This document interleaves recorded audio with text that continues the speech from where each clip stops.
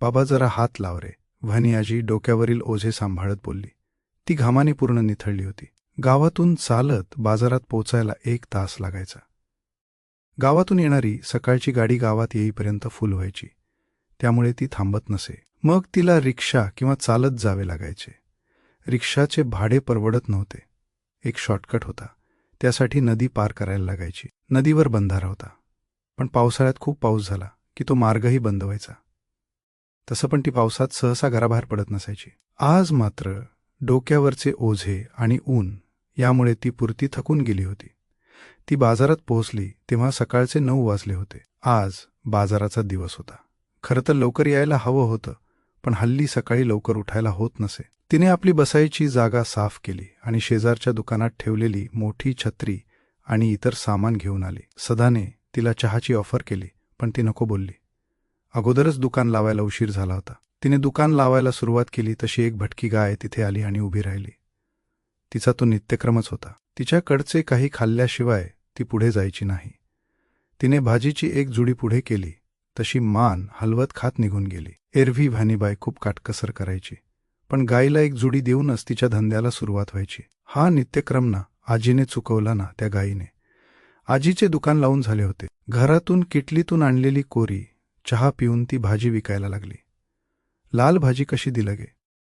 एक बाई आपले सामान सांभाळत बोलली. 10 रुपयाक एक जुडी. भाजीची जुडी उचलून ती बोलली, वालीच्या 2 जुड्यो पण दी. आज मुंबईसून झील इलो हा. तिका वालीची भाजी लय आवडत. त्याबरोबर तिने 2 वालीच्या जुड्या आणि एक लाल माठाची भाजीची जुडी देऊन पैसे घेतले. आजीची बोहणी तर झाली होती. तिने आज रोजच्यापेक्षा जास्त भाजी विकायला आणली होती. आज झील इलोहा हे वाक्य मात्र तिच्या कानात घुमत राहिले. तिचा एकुलता एक मुलगा, नवरा असे छान त्रिकोणी कुटुंब होते. 2 वर्षापूर्वी किरकोळ आजाराने तिचे यजमान देवाघरी गेले आणि वर्षभराने तिचा मुलगाही मुंबईला निघून गेला. तो गेला तेव्हा तिला खूप वाईट वाटले होते.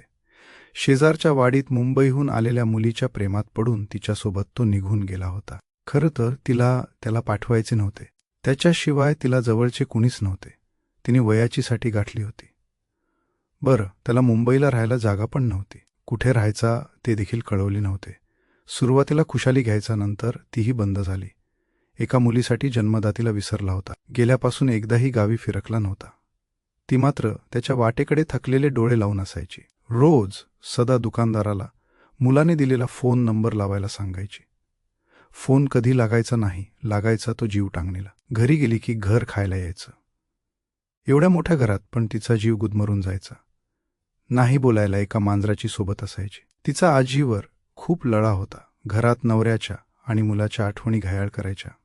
लग्नानंतर खूप वर्षांनी नवसानी मुलगा झाला होता, तेव्हा दोघांना खूप आनंद झाला होता. पण ती जास्त काळ मातृत्व सुख उपभोगू शकली नाही. याच उतार वयात तिला साठीची गरज होती. दुपार होत आली होती. भाजी अजून बरीच शिल्लक होती. संध्याकाळपर्यंत सगळी भाजी विकली गेली तर थोडाफार फायदा होणार होता. म्हातारीला जोराची भूक लागली होती. तिने रुमालात बांधून आणलेली भाकरी काढली.